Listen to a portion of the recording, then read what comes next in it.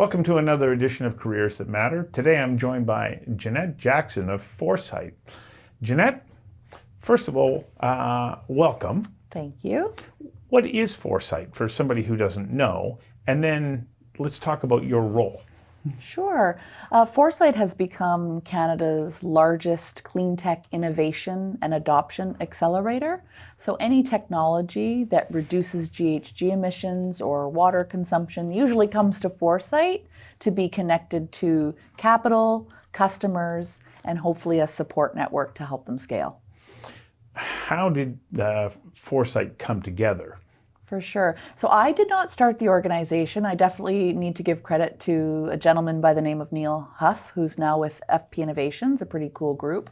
And he wanted to create the first clean tech only venture accelerator in the country here in British Columbia. And so I joined a serial entrepreneur with some learning experiences to share and some successes. And I joined as a mentor and an executive in residence to help a few companies before taking over when he left. So your role now is CEO. That's correct. What does your job include? Like people go, well, oh yeah, you're CEO of a clean tech, accelerator. Yeah. It's like, oh, okay, what does that job look like? Yeah, I mean, so when I took over the organization, it was two of us, and we supported about 20 companies in BC. At a certain stage of their life cycle. And fast forward 5 years, we're now a national organization supporting 500 Canadian companies a year, a team of 50. Wow. And we have much more integrated programming with capital and customers. So we want to make sure that companies we support have access to those. So my role was at the beginning pretty hands-on, if whatever needed to get done, got done, writing proposals, talking to funders, talking to partners. It was all hands on deck. I do whatever it takes. Putting together pitches. Exactly, Yeah. Relentless. Yeah. Fast forward, now we have a team where, we distribute and function like a more mature team. So as CEO, I'm responsible for vision. I'm responsible for making sure the financial and execution aspects of the organization are on track, but I don't necessarily get into the weeds like I used to. And just relationships, positioning, making sure I'm constantly looking forward in terms of, what are other organizations doing that we can learn from best practices? How can we share what's working with us so others, either within this sector and other sectors, can do that too? And so I feel like I've matured in this organization as it's grown from being that let's do everything to get whatever it takes done to now that visionary leadership, keep everyone happy and focused on the end goal. You also have to run the organization, though. There's an HR component to it, and there's accounting, and there's making sure that your own bank account is got the funds in it. So how many different hats do you wear, really? Well, I've always been someone who's worn a lot of the senior hats. So even with my own company, I was the CFO, COO, CEO. And I would say now it's matured. Like we are moving into a structure where we'll have a chief operating officer who's responsible for all the internal operations, and I'm responsible for all of those outward. But together, more as a team, we make sure, like you said, there's enough cash in the bank, that there's that we're meeting all of our expectations on all the projects and commitments that we've made to, I guess, customers or partners. So what does a average day look like for you? Well, I have usually somewhere between 8 and 20 meetings a day.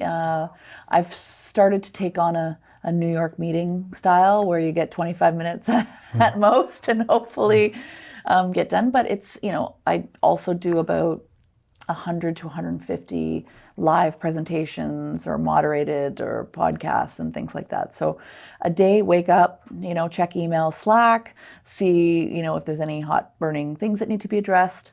Then I'll check in with certain team members just to make sure that they have the support they need if there's any red flags, any issues.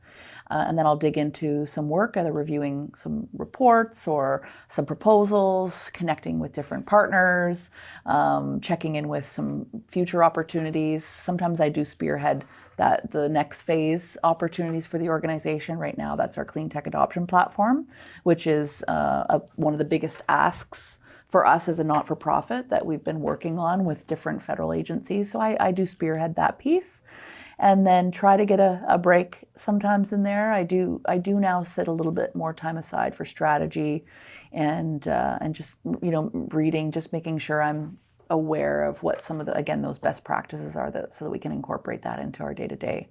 And then at the end of the day, it's just, how's everyone doing? How's the day gone? Who needs support? And I'm pretty big on knowing all the numbers. So I'm lucky enough I have a bit of a photographic memory. If I see the reports and stuff, it'll stick. So I kind of have a good handle on where things are. But I definitely recommend anyone who doesn't have that you always have a handle on the numbers and how things are looking. What time does your day usually start, and what time do you wrap up? So I'm up kind of on my phone checking things around 6:30, because we're a national organization. Just want to make sure there's that one-on-one support where required from the East Coast to the West. And then I do try to turn off around 5. Try. How successful are you? Sometimes I have more discipline this year than I have in previous years. Through COVID, I was pulling 18 hours a day because it was all hands on deck. I mean, companies were calling us morning, noon, and night, wondering how they were going to keep the lights on. So there was a lot of work with different partners, the ventures themselves, and I was definitely, all hands on deck. So this year, we've just set some really good structure in the organization. We use the Entrepreneur Operating System as a model. So we have regular cadence on meetings and check-ins, and we have a very open conversation policy. Like, if there's an issue to discuss, don't let it fester. And that's hard to embed in a culture, because people are, fear often plays a role in what someone wants to share, or they don't want to look vulnerable and all these things. But we try to have I'm certainly not perfect. And I don't want anyone else to feel on the team that they need to be as well. So, but that being said, with some of the new systems we've put in place, I feel like I've got a little bit more time for that strategic thinking and looking forward, but that's pretty new. So I do try to shut off and then take care of, I have a daughter, so. 6-7 days a week? 6 days a week. Yeah, for sure. Yeah. It's just the volume of information that you have to process, things you have to do. You can't do it in 5. Yes. So, how did you get started in your career? Like, when you left secondary school, what was your plan? I have it's a fortunate path, but also a hilarious path, because I've always been a CEO. And so that's not very normal, although I'm always entrepreneurial. So when I stepped out of university, the first thing I did acknowledge was that I didn't know everything. And so what did you study at university? Business. Okay, right away. You knew that you wanted to be in business. Yeah. Well, no. So I actually skipped a few grades in high school. So I graduated quite early, and I attempted college because I didn't really know. I lived on my own very young, so I didn't really know what I wanted to do. So I was just working. And then I took a couple of gap years and moved to Europe. So I was a nanny and did some really fun stuff there. And then I came back and I just knew exactly I wanted to get into the business side, make sure I had a sort of built credibility by going through the motions of getting a degree. And I did it in 3 years instead of 4. Of course. Yes, but fun, because I actually worked only 6 months of a year. I was a port agent for the cruise ships here in Vancouver from April to September. And then the other half of the year I just studied. So in the spring semester it was tough because I was kicking off work with the finals, but then the rest of the year it was fantastic. And then I started my first business right out of university. Which was? It was actually 2. One was a marketing agency where we were buying hangers and offering free labels and free hangers to dry cleaning. But we would put advertising on them. So we'd give them the hangers if they let us put advertising on them. Oh, you see that everywhere now. Yeah, so that was called Motion Media. And then in parallel, I started a clean tech company. So we did control and power electronics for solid state lighting, which at the time was the next generation of lighting, reducing power consumption by 90%, et cetera. Oh, I see the coat hangers to, yeah. I love marketing and business. And then, so I ended up having to pick a path, and I picked the climate tech path and ended up building that. I raised, $12.5 million and scaled a team and had an office in California and all of that jazz before I exited 7 years later. What did you do next? Well, I took some time. And then in that time, I had a daughter that was quite young, so spent some quality time with her, did some traveling. And then within 4 weeks, you're supposed to take a year. They say, take a year, decompress. I'm a type A personality, you might have guessed.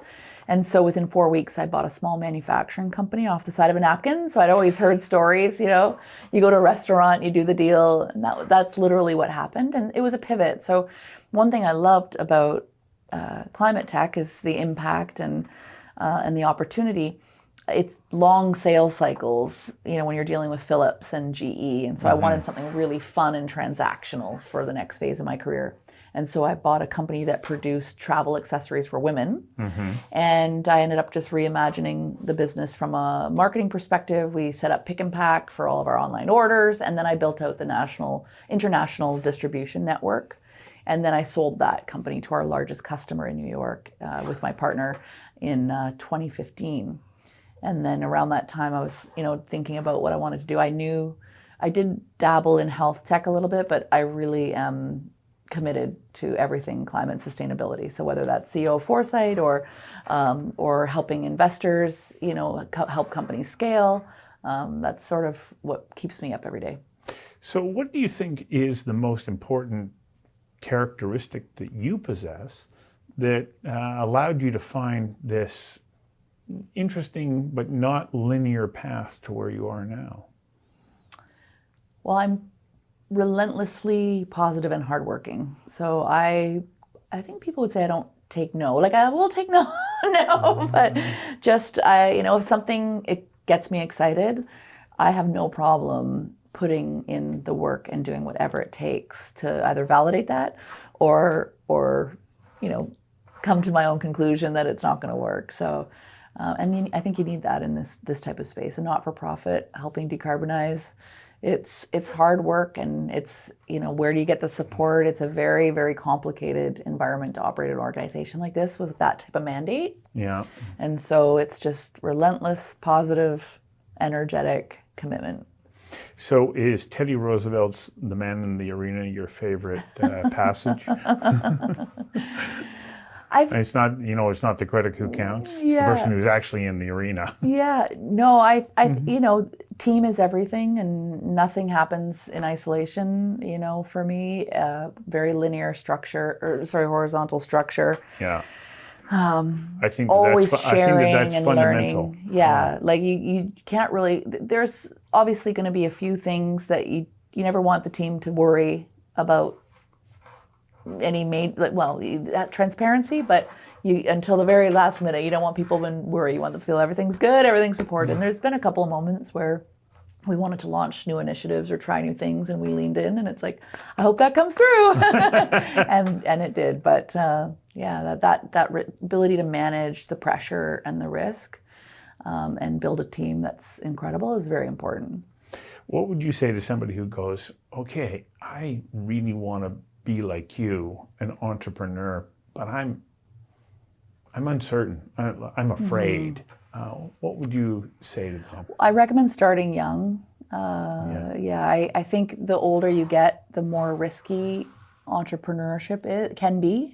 It's not always true. I still see. There are very good examples of individuals in their 40s who embark on their first adventure as an entrepreneur. Different though, because they'll stick with the sector they're in, and they're extrapolating 20 years of knowledge to provide something that they know has a higher probability of success, which for me is a key success factor. And in looking at companies, if you don't know the space, your next hire should be someone who knows it better than anyone you've ever met. I think take a risk early, try it, and give it all you got, and live in a small apartment with nothing, live on your parents' couch, whatever it takes to get it going, and then you'll see, you'll get a handle on if you've kind of got what it takes. Wonderful. Yeah. Thank you. No, I hope that helps. Yeah. Well, thanks for giving us a little insight into your world.